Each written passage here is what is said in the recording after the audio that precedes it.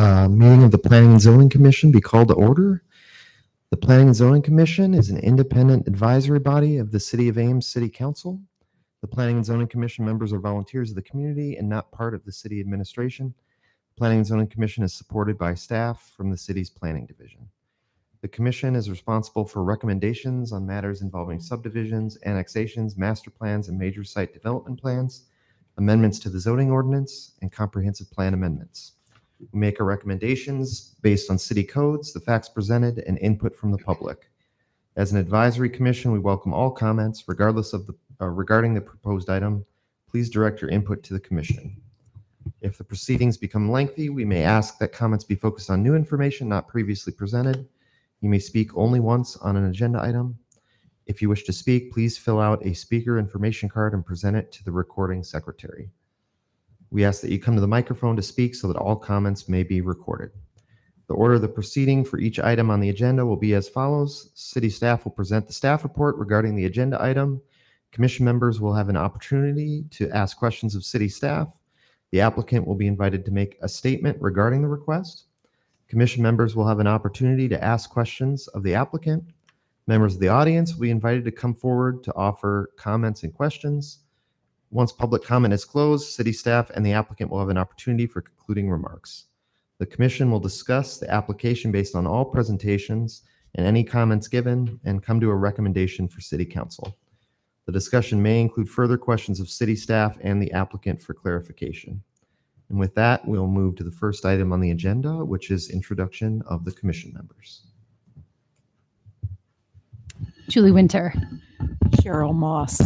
Mike Sullivan. Mike Clayton. Matthew Voss. Jim Blickensdorf. All right, and with that, we'll move to the next item on the agenda, which is approval of the agenda. Do I have a motion to approve the agenda? So moved. Second.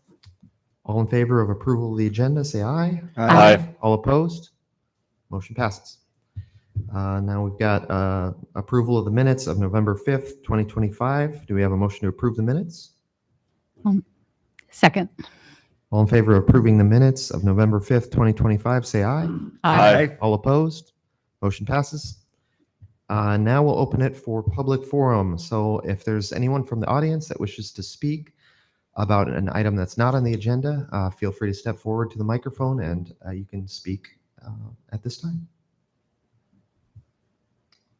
And seeing none, we will close the public forum and move to item 6 on the agenda, rezone at 23959 580th Avenue from intensive industrial to general industrial with a master plan. Good evening. This is a rezoning of the former Carmoli site, which was a food manufacturing facility developed in unincorporated Story County. This was annexed in 2021 and then rezoned to intensive industrial, II.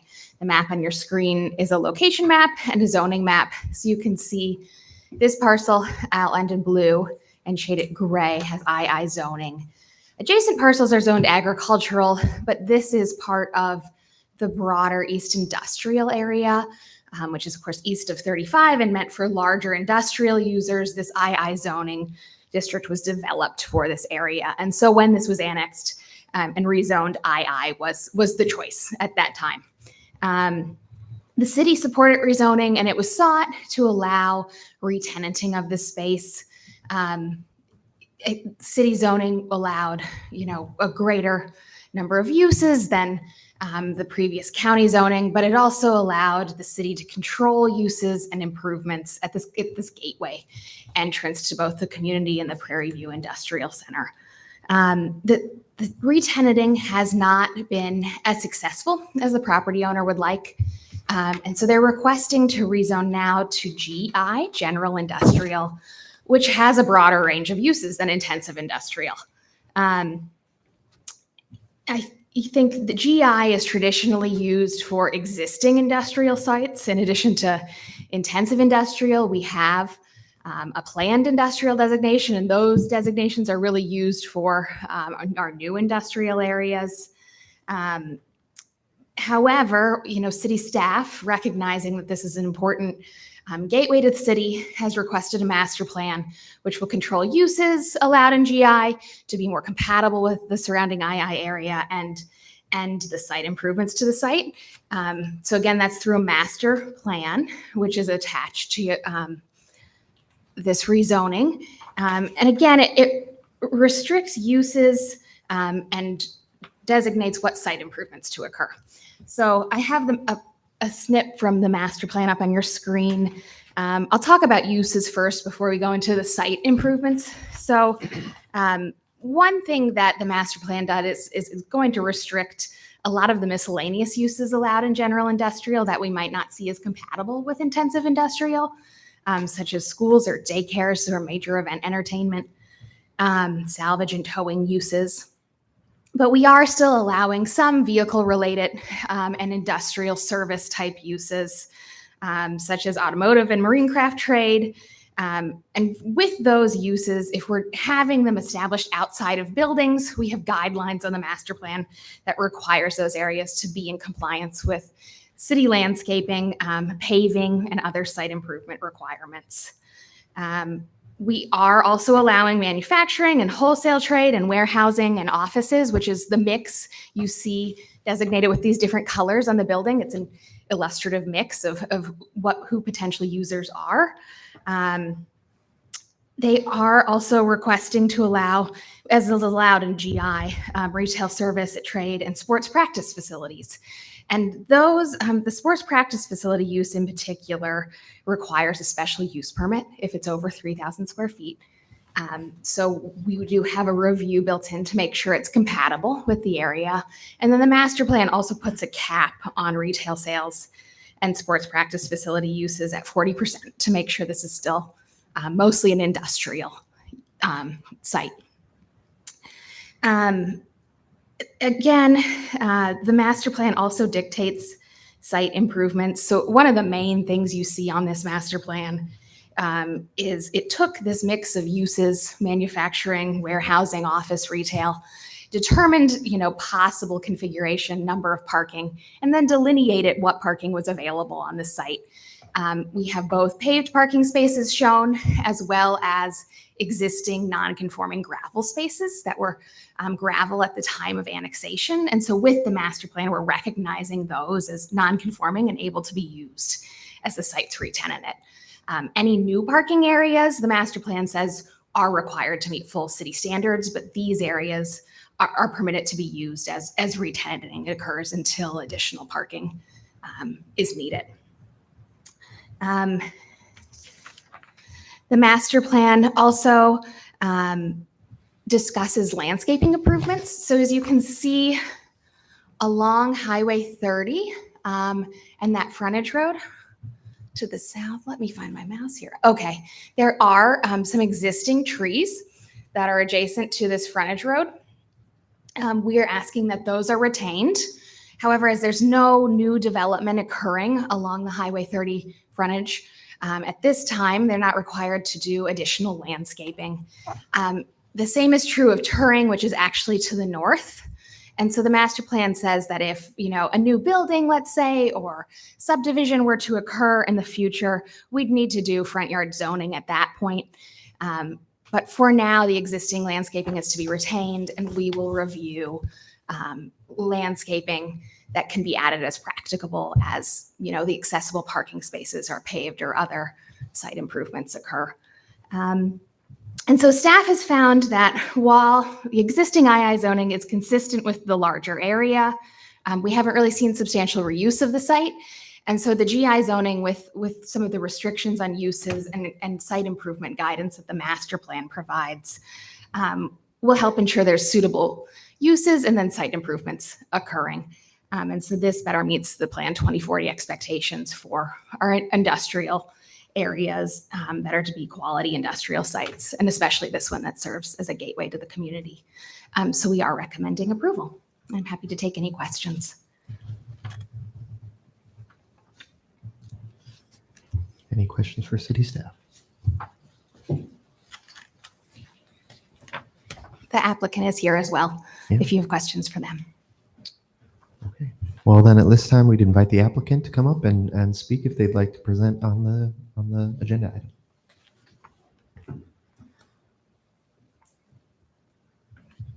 I'm Jason Dietzmack. I'm representing the owner. Amelia did a great job. I think everything is pretty much laid out. So I'm just here for questions if you have any, or concerns, I guess, to hear them. So. Any questions for the applicant?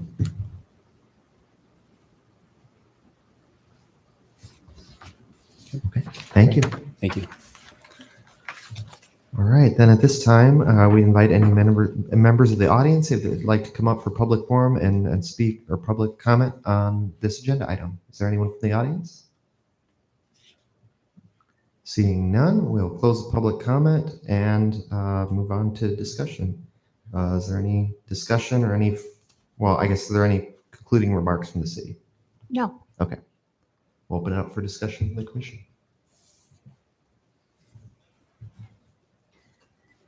I guess my only general comment is I see that they're proposing just general use category is assembly and recreation, which you mentioned. If the recreation was above 3,000 square feet, it had to go through a special use permit. So that's a great stick there. And then the only other thing I see is there's factory and storage proposed on the site plan listed as moderate hazard. And will those be I assume that's not going to be a special use permit, that those would just be allowed to, as long as they meet the general industrial designation, that would be an appropriate use of the site, even if you had recreation on site. So there's a couple things happening on the master plan. Okay. The color coding is both illustrates potential zoning uses that occur, but it was also important to delineate different uses for building and fire code purposes. I see. So I think that general hazard, which moderate hazard, was one of those building Got it. code. And They're Jason basically could setting up the elaborate site. more on that. To be appropriate. Okay. It's not a term we use in the zoning ordinance. Right. It's about occupancy types. Right. I guess my main question would be, do we have any safeguards in place to make sure that any potential uses on this parcel are compatible, like we've talked about with other cases that have come before us, that we just want to make sure we're not, we have appropriate land uses adjacent to one another, even if they are all meeting the definition of general industrial. Yeah, so I think the moderate hazard storage areas are shown in pink. Those are generally considered warehousing for zoning purposes. I think the GI zone does prohibit certain very intense industrial uses. That's such as like kind of refining activities. Does that help answer?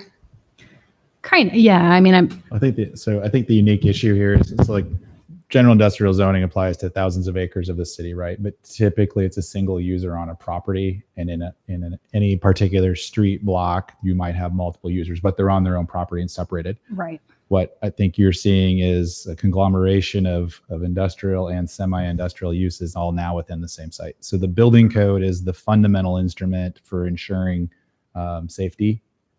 And then if the uses got larger, that's where the special use permit trick kicks in. But that special use permit is about whether the non-industrial uses should be on the site.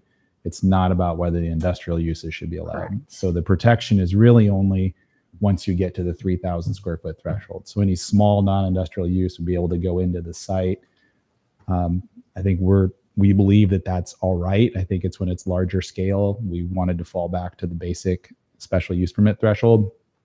And that's where we landed in the discussions with the applicant, was still relying on the general standard, even though it's mixed on one site rather than segregated on separate properties. Okay. I mean, the common thing that we see throughout rural zoning with general industrial is like ag co-ops, for example, storing various chemicals. And then you may also have, it looks like assembly recreation uses. I mean, if something were to go poorly with that, even if it would be a small amount, normally we have those in separate zoning designations in planning. So we don't anywhere in this. I mean, we would not, like I said, you could be storing something in a warehouse, and then a building that's 20 feet away could be a daycare. So an AIM. So we rely a lot on the fire code and the fire response and the fire suppression system requirements to be mitigation. That does not deal with hazardous material releases. That's a whole different ballgame. But isn't it normally that both, even if it's an adjacent parcel, there would be setbacks that would apply? But if you're talking about a hazardous material release, 20 feet of setback means nothing. So that's for fire separation, not for a hazardous material release. So for fire separation and protection, I think that'll get addressed. If you're thinking big picture hazardous material management, that is not something that can be materially managed on a site like this, just like we wouldn't be able to do. I mean, they have to have plans for mitigation, all that, but you can't stop an accidental release, right? And then you have to have shelter in place and all these other kinds of things that go into that. But that can happen anywhere in a GI zone. It's kind of my point. That element can be anywhere. The fire protection and separation issues are a little unique here because it's a multi-tenant building, but we're pretty no one in inspections is concerned that they can't meet those requirements. Having the fire suppression system is pretty key to do that. So they do have a water source on site. They do meet fire code requirements for having sprinkler systems. All of that will be in place. I don't know that you always have that in rural situations, but in Ames, you're going to have that here. Thank you. Sure. And I will just note that one of the prohibited uses in GI is includes pesticides and agricultural chemical Okay. Got it. products. It's listed on the plan as under, it's a group 28, and that's a SIC code that would include.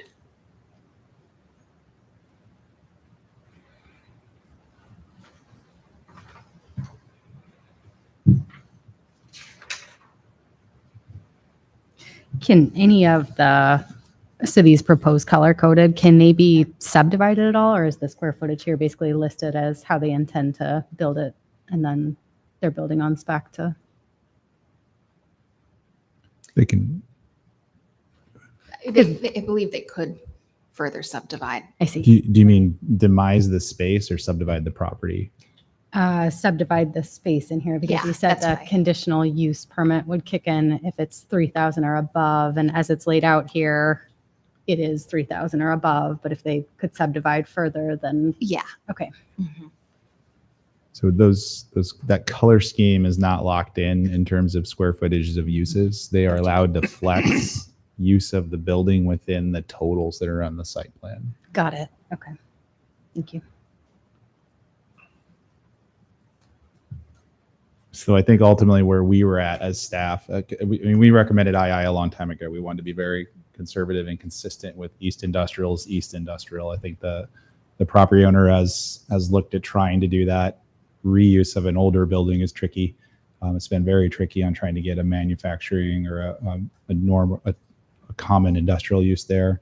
So I think to us, this was the balance. This is probably as much balancing as we could get to as staff in terms of the mixing of uses to grant some flexibility to the owner while still trying to manage all of these issues of a non-conforming site and a mix of uses and just timing of how all this works. And I think Right. that's kind of the question that is uniquely here. You don't really see a rezoning about a previously built building very often. So what is the right balance to try to allow for economic use of this facility while still ensuring an appropriate compatibility and then also long-term economic development goals of the city? That's the package that's here tonight. And then where you all stand as a recommendation of, is this the right mix, right balance is what the rezone and master plan component's about.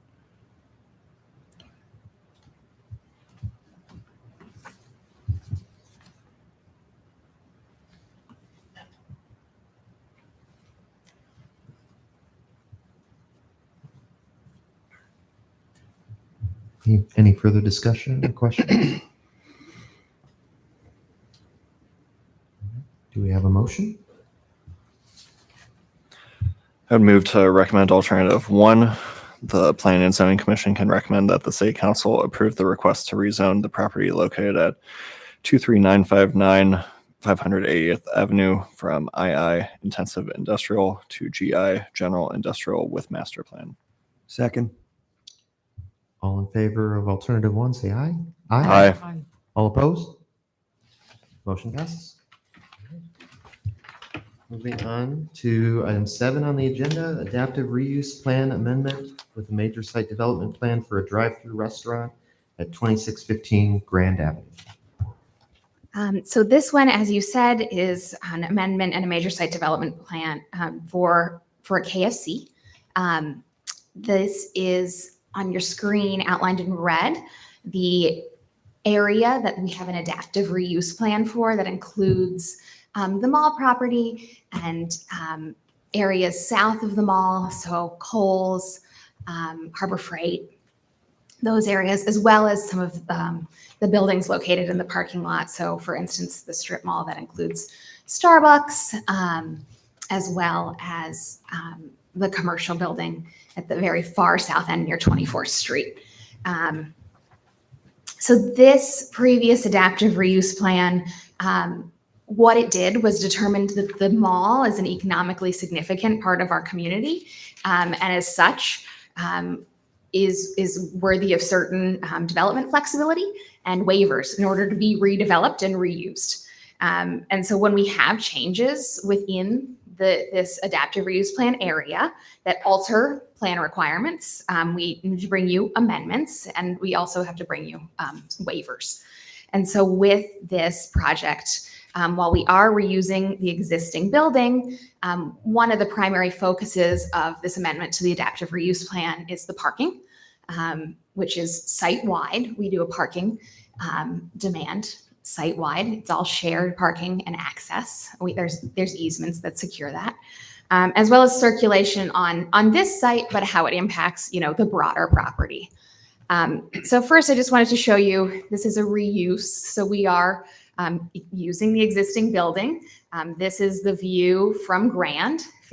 So they will be using the brick building, painting it.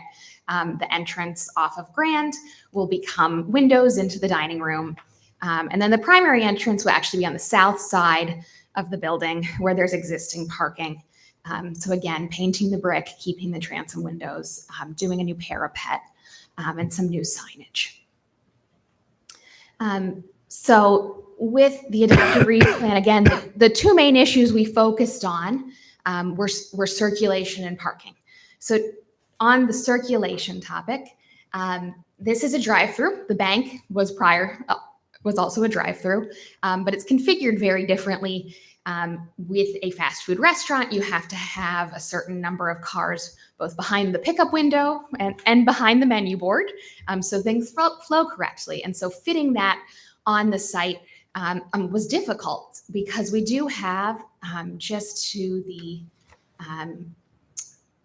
this is a main drive aisle just to the west of the site, and we didn't want drive-through traffic to be blocking that drive aisle. So instead, we worked and looked at many iterations and determined that drive-through configuration that used this drive aisle to the west would allow adequate queuing and not impede circulation on the larger site. So traffic will have to enter from the south. There will be directional signage near where I've placed this star. This is Clayton Farm Salads for reference. And then cars will need to turn, go to the north. The menu board will be at the southeast corner of the building. And then you'll turn around the building and the pickup window is on the north side. They will be adding, as you've seen on the plans, directional signage here that would direct you to also use this lane to loop around.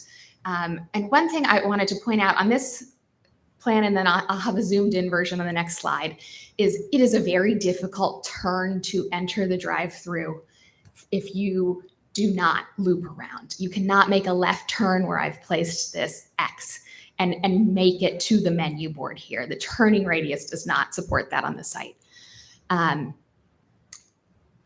You can see a larger version here, but this menu board being right at the southeast corner of the building, it would be very hard for a motorist to do that, but we are keeping parking open here. And so that's how we landed on this configuration.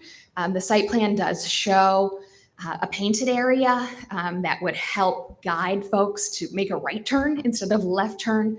We are recommending a condition that some sort of additional diverter, whether that's a bollard or a curb, is added in that location, as well as that additional directional signage to the south to ensure the circulation works as proposed. And we believe this will work, and that, as folks get used to the configuration, especially, it will provide appropriate queuing distance. On the parking aspect of this amendment, so the mall currently has 1,726 spaces. This configuration that you're seeing will include some restriping work to make diagonal spaces so that cars can queue on that east side and cars can still park. So we're making perpendicular spaces, which require a lot of backup room behind them, into diagonal spaces, which require less, and making it a one-way. That reduces parking on the site by 6 spaces. We're going from 13 spaces to 7 in this area. Adding accessible spaces in this area also reduces parking on the site. So we're overall on this property losing 6 spaces. I think one thing we wanted to note, though, is that per our parking code, this fast food restaurant, because of the small seating area inside, actually requires less parking than the bank did by 1 space. So we're not really creating any additional demand on the site. And parking does seem to be adequate in this area with these shared parking agreements. There's substantial parking to the south that most customers will use. I will also touch on landscaping. In addition to the waiver for the reduction of the 6 parking spaces, one other waiver was requested essentially for an alternative landscaping on the site. The site does not have any landscaping currently. And so when we're seeing improvements to a site, we ask that landscaping or other improvements that are out of compliance with our code come into conformance as practicable. And so the area that they're really doing work to on the site, the only area that's truly being redeveloped is the drive-through. And so they're proposing a pretty large landscape island with 2 trees in that area. And we found that to be the most practical that they can do on the site. The final waiver I'll note is just the setback of the drive-through. So the drive-through, as you can see from this previous slide, will likely encroach across the internal property line. It's blue on your screen. So this property is surrounded by property under common ownership. It'll probably also cross the property line to the south. All exterior property line setbacks are met for drive-throughs. It's just we need that ability to cross the drive-through across these commonly owned properties to get adequate queuing distance. So those are the waivers that are requested. Again, parking, landscaping, and the drive-through setback. We are recommending approval with conditions.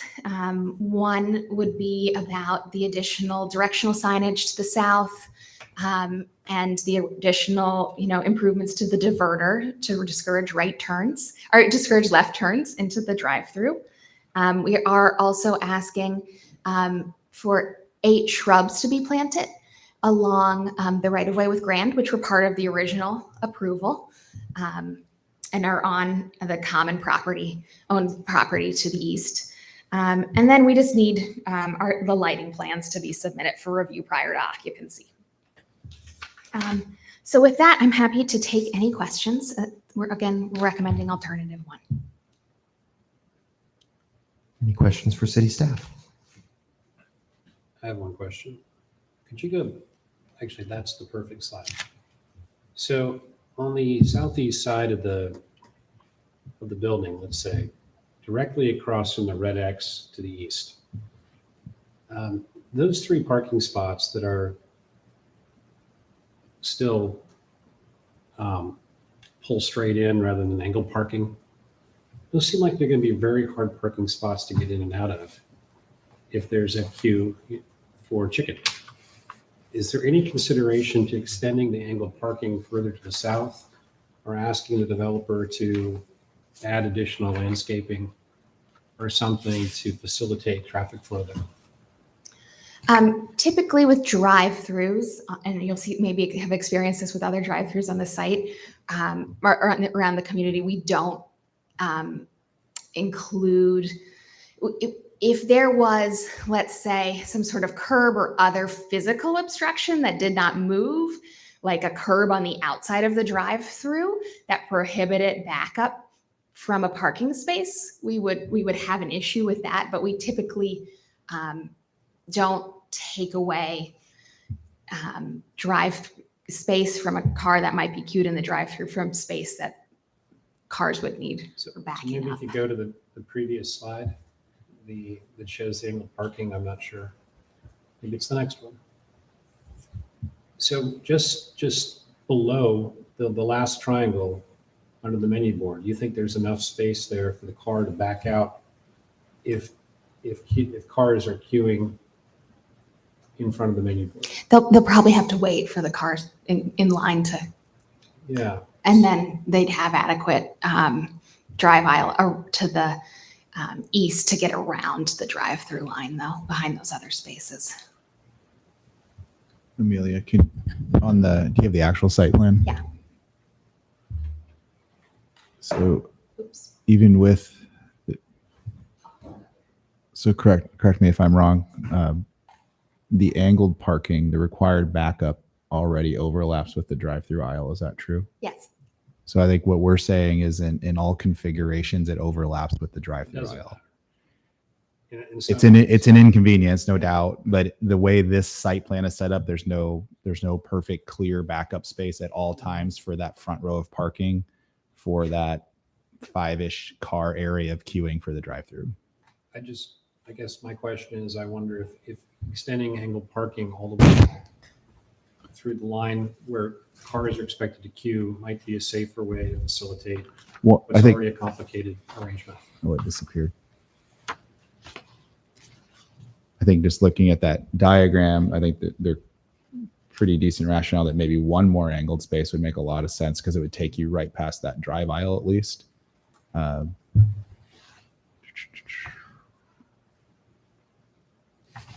If that was a recommendation of the commission, we could clearly explore that with the applicant if there's an interest in that. There's so much parking on the site that I don't know that it would matter to lose half a space if it facilitates traffic. So where exactly is the ordering position on that site plan? Right below that overhang. Yes. Okay. Right where my cursor is. So I think we accepted this originally, and again could be adjusted, was that last angled parking space should be clear of a car that's ordering. And the rest of those angled spacings, if you were in queue waiting to get your order, there would be an overlap. You wouldn't necessarily be able to back up right away. So if that angled parking continued further south, which is to the top of the page, I mean, we could explore that and see what that means in terms of the striping and the parking.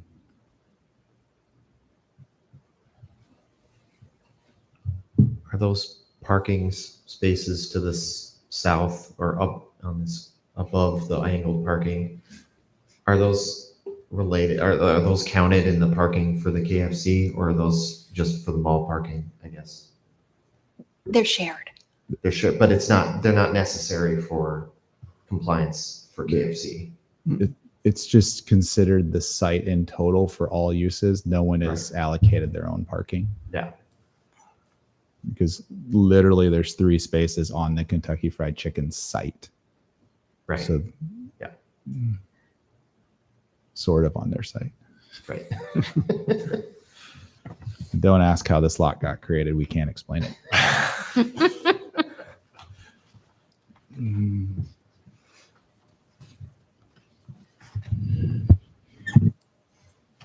When considering that queuing area, are there any specific standards for like how much space is required for queuing, or was that more of just, I guess, a sense for, predicted traffic in the area? So I think our code does say queuing has to be adequate. The way that it's typically interpreted for a fast food use is 5 cars behind the menu board. And each car we allow like 25 feet of length. So this queuing distance from the menu board is probably about 6 cars to the south end here of the parking spaces, and then more this way. So what we prioritized is that you don't disrupt the primary circulation of the site. So most of our conversations about queuing and access related to that main north-south drive that kind of splits the 2 main parking fields, and we weren't comfortable if the queuing wrapped around that part of the building. And we looked at how many different versions? 6, 7. I think this was the only version that we ever got to where you could literally stack 5 cars if necessary without having to come back out to the main aisle. So that's 5's not in the code. 5's kind of our working number. It should be more for a coffee shop, and it seems to work okay for a fast food situation. But that's kind of the interplay here. And then we look at the turning radiuses to make sure they're functional. So again, really, really small building turning around that site. They're very inefficient in terms of making those movements. So that took some effort to get that aligned in a way that you could turn through the site and get to the pickup window. Thank you.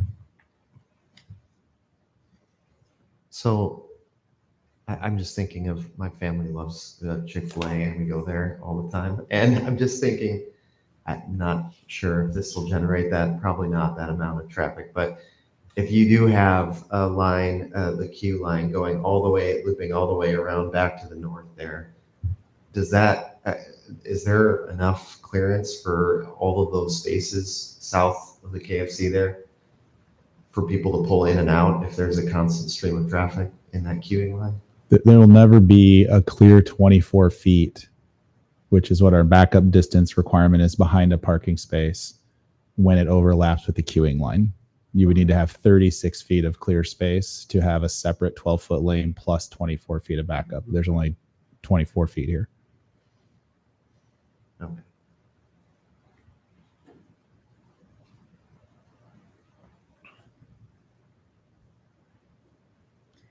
Where did you say the main entrance was again? What cardinal direction of the building? The south side. So Okay. right here. Okay.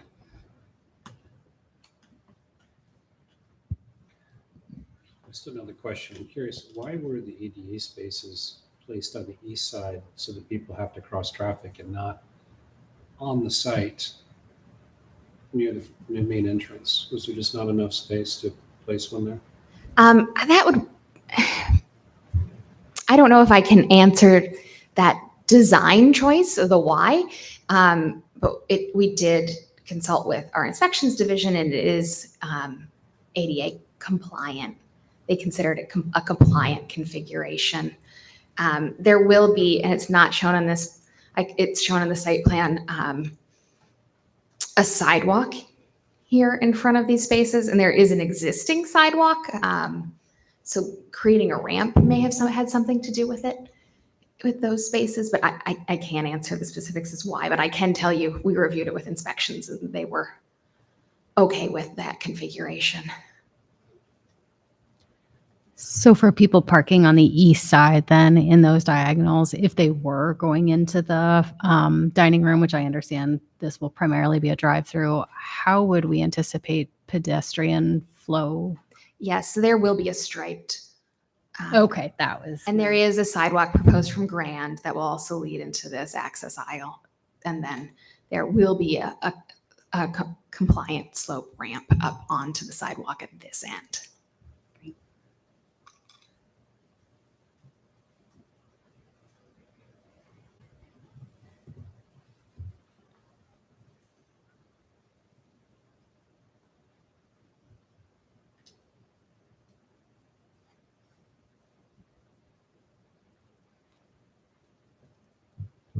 Any other questions for city staff at this time? Okay. Well, in that case, if the applicant's here, then we invite them to come up and speak on this item on the agenda.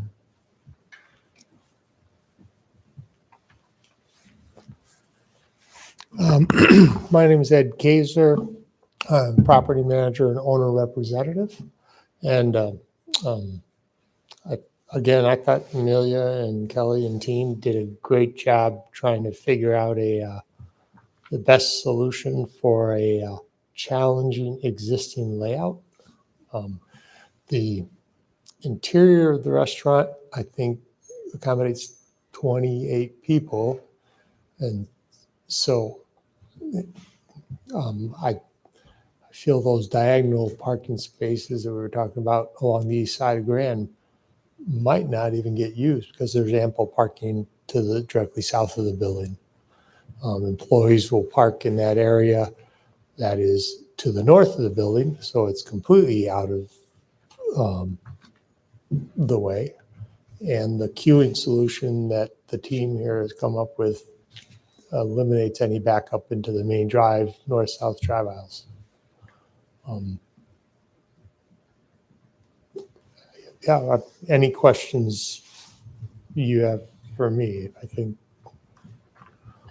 I don't know if I can add anything else. Just out of curiosity, and I don't know if you can answer this, but for me, things like this are, when I get fast food, they're very confusing for me. Like, I don't eat fast food that often. And I'm just wondering for my own, are there more drive-throughs since COVID? Did there used to be KFCs that weren't drive-through more, or other fast food? What's your impression on that? Because I see a lot of really strange, to me, patterns all over the place of drive-throughs, not just at this site, but. Yeah. I can't speak to the number of drive-throughs or an increase or decrease since COVID. I was having a conversation with some people, and I understand exactly what you're saying. There's some drive-throughs that are very confusing, but once you do it once, maybe twice, then you understand, maybe even realize the reason why that was done there a certain way. And so, yeah, it's a unique layout with this island of a property within the other property. And we've just been struggling with trying to figure out how to make that work, create convenience for everybody.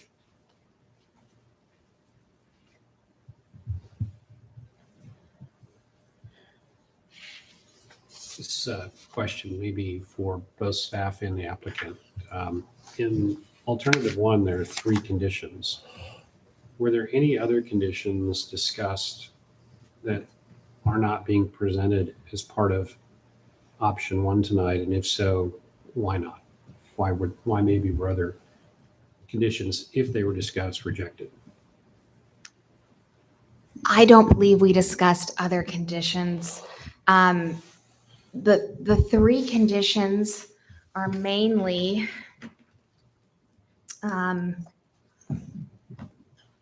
honestly regarding kind of more off-site work. So Ed represents the property owner of the commonly owned property that surrounds this site. And so the site plan, as you can see, doesn't go as far south as we'd want to see some of the directional signage added. And some of the vegetation in the right-of-way isn't shown because that's technically off-site from this KFC site as well. So those were where the main conditions were coming from. It simply wasn't in the scope of this drawing to show those. And so we added them as conditions. So a follow-up to that is, does anything in this site plan trigger any upgrades or any work in the common space or the existing surrounding area? So they will have a utility, a transformer, and electric utility run to the site. Ed is coordinating with our electric department on that. And there is a water main on the site that may need to be upgraded as well. It's shown here. I'd probably answer it this way. I think we confined our review to this footprint here, plus the directional signage to the north. We did not look at the rest of the mall layout on your way to this site at all. That was included in the 2012 plan, but we did not revisit that with this project. If that's the context of what you're asking. It is. Okay. Okay. Yeah, I agree. I didn't understand. I agree with what Kelly stated. So there are some, with previous amendments, for example, the Starbucks to the north, there are some other improvements to that area, but that's not within the scope of. Yeah. So yeah, I don't know how many of you were on the commission for that. There was a multiple issues related to the Starbucks building about other triggers in the adaptive reuse plan. This part of the site did not have any triggers tied to changes in this area. So that's why we confined it to this footprint. I see. Like in that, for that example, we triggered a walkway from Grand to the mall that did not exist. We said to do this improvement on the site, we're asking you make this improvement to the mall. And then there were some other issues with landscaping and future parking lot improvements, all related to that Starbucks building. We did not have that level of need here, so that's why it was confined to this footprint.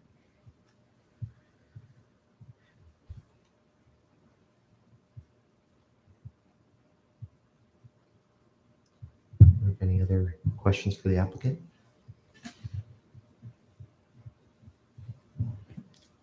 All right. Thank you. Thank you. All right. At this time, we'll invite if there's any members of the audience that would like to come up and speak for public comment. Feel free to step up right now and speak on this item. Seeing none, we'll move on. Are there any concluding remarks, I guess, from the applicant or the city staff? None. Okay. We'll open it up for discussion from the commission.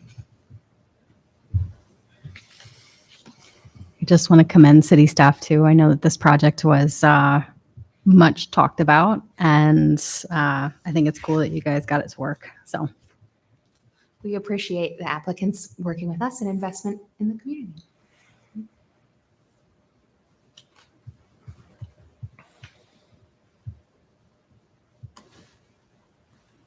Any other discussion? Okay, do we have a motion?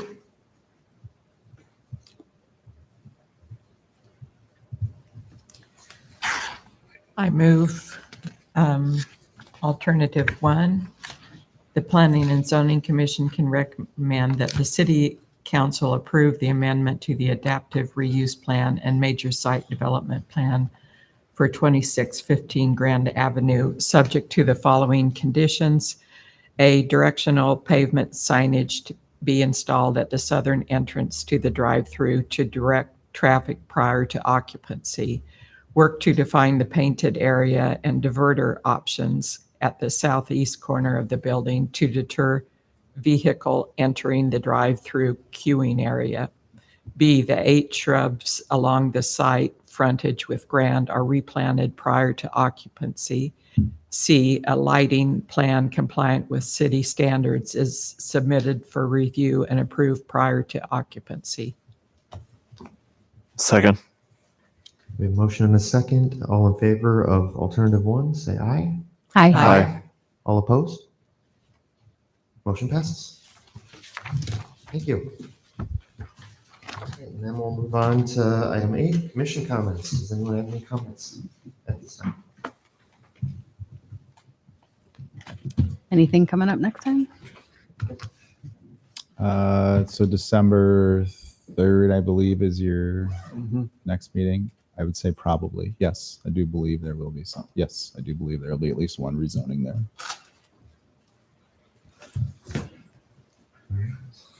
Any staff comments? I don't have anything. Okay. We have a motion to adjourn. Move to adjourn.